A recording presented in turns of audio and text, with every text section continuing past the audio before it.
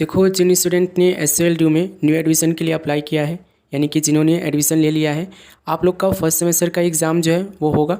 और first semester के exam में अब ध्यान रखना कि आप लोग का इंटरनल असेसमेंट भी है, ठीक है।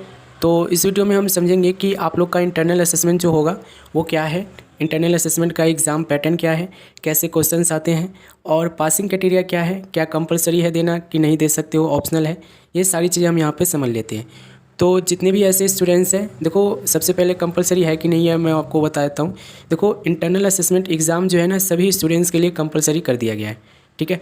जितने भी ऐसे स्टूडेंट्स हैं जो फर्स्ट सेमेस्टर का एग्ज़ाम देंगे, चाहे सेकंड सेमेस्टर का एग्ज़ाम देंगे, या जितने भी सेमेस्टर के एग्ज़ाम अभी आप लोग के होने वाले हैं, उन सब के लिए जो है इंटरनल असेसमेंट का एग्ज़ाम जो है कंपलसरी कर दिया है सॉल ने। अब ऐसा नहीं है कि आप इंटरनल असेसमेंट का एग्ज़ाम आप नहीं दोगे तो आप सब्जेक्ट में क्वालिफाई कर जाओगे।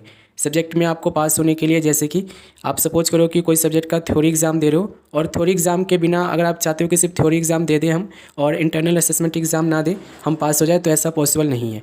तो ये जो मैं अभी आपको बताने जा रहा हूँ इंटरनल असेसमेंट एग्ज़ाम के बारे में, ये कंपलसरी है, हर स्टूडेंट्स के लिए कंपलसरी है, चाहे वो BA प्रोग्राम का है, चाहे वो BCom ऑनर्स का है, किसी भी तरीके का स्टूडेंट्स है, जिस भी कोर्स में वो अप्लाई कर रखा है, हर स्टूडेंट्स के लिए इंटरनल असेसमेंट का एग्ज़ाम कंपलसरी है, ठीक है। तो ये चीज़ आप ध्यान रखना। अब इंटरनल असेसमेंट का एग्ज़ाम है क्या, क्या होता है, एग्ज़ाम पैटर्न क्या है, पासिंग क्राइटेरिया क्या है, ये हम यहाँ पे समझ लेते हैं। तो देखो, इंटरनल असेसमेंट का एग्ज़ाम जो है आप लोग का MCQ टाइप का क्वेश्चंस होता है इसमें, ठीक है। कई बार आपने देखो जब 10वीं क्लास में आपने पढ़ा होगा, 11वीं क्लास में पढ़ा होगा, तो अभी भी आते हैं क्वेश्चन, ऐसा बात नहीं है।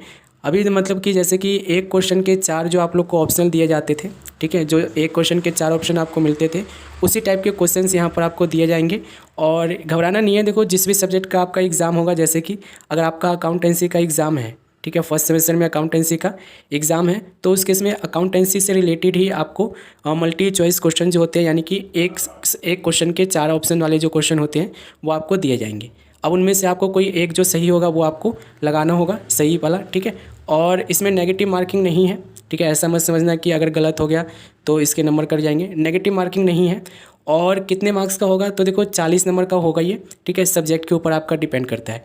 जैसे कि सपोज करो कि अगर आपका 100 नंबर का पेपर होने वाला है, तो 100 में से 60 नंबर का आप ये मान के चलोगे कि आप लोग का थ्योरी एग्ज़ाम होगा और 40 नंबर का आप लोग का इंटरनल असेसमेंट एग्ज़ाम होगा, ठीक है। तो इंटरनल असेसमेंट का एग्ज़ाम जो है, जो भी फर्स्ट सेमेस्टर के स्टूडेंट्स का होगा, वो ध्यान रखेंगे कि उनको जो है 4 जो मल्टी चॉइस क्वेश्चंस होते हैं, ठीक है, जो एक क्वेश्चन के 4 मतलब आप लोग ऑप्शन दिए जाते हैं, उस टाइप के आपको क्वेश्चन मिलेंगे। उनमें से जो भी आपको ऑप्शन सही लगता है वो आप सही टिक कर दोगे, ठीक है। आपका जो एग्ज़ाम है ये ऑनलाइन होगा, ठीक है। ऐसा नहीं है कि आपको ऑफलाइन कहीं जाना होगा। तो ध्यान रखना, जो इंटरनल असेसमेंट का एग्ज़ाम है ये ऑनलाइन ही होगा। आपका पोर्टल वगैरह खुलेगा ना, तो सारी चीज़ें मैं आपको यहीं पर इसी चैनल पर आपको समझाऊंगा। अभी पोर्टल आप लोग का खुला नहीं है, जब भी खुलेगा आप लोग के लिए मैं आपको बताऊंगा कि कैसे क्या क्या होता है। हालांकि आप पहले वाली वीडियो देख सकते हो जिसमें मैंने आपको बता रखा है, उसका लिंक भी इस वीडियो के डिस्क्रिप्शन में दे दूँगा। तो इंटरनल असेसमेंट का एग्ज़ाम के बारे में थोड़ा सा मैं आपको बता दूँ। इंटरनल असेसमेंट का जो आप लोग का एग्ज़ाम होगा, एक तो वो मल्टी चॉइस क्वेश्चन टाइप के होगा पेपर सारा, ठीक है। जितने भी क्वेश्चंस आपको दिए जाएंगे सारे के 4 विकल्प मिलेंगे, यानी कि 4 आपको ऑप्शन मिलेंगे, ठीक है। जो भी सही लगता है उसको आप कर सकते हो सही, ठीक है।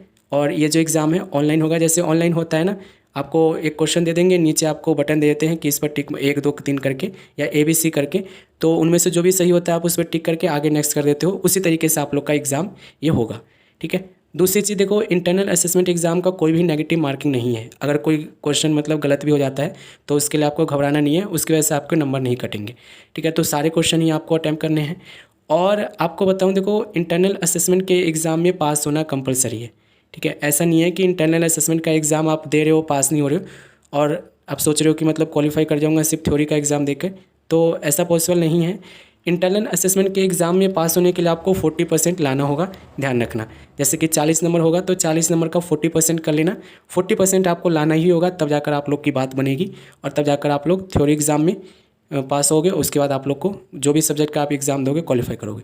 और ऐसा नहीं है कि एक सब्जेक्ट का ही होगा इंटरनल असेसमेंट एग्ज़ाम, जितने भी सब्जेक्ट हैं ना सभी के इंटरनल असेसमेंट एग्ज़ाम होंगे, ठीक है। जितने भी सब्जेक्ट हैं उन सभी के इंटरनल असेसमेंट एग्ज़ाम होंगे और आपको देने होंगे।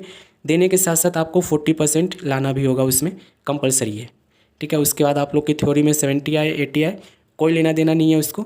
अगर आपके देखो 70 भी आ जाता है 80 भी आता है थ्योरी में, और अगर आपका मान के चलो कि इंटरनल असेसमेंट एग्ज़ाम में कम मार्क्स आता है या पास नहीं हो पाते हो, तो भी आप फेल माने जाओगे उस सब्जेक्ट में। इस चीज़ को ध्यान रखना।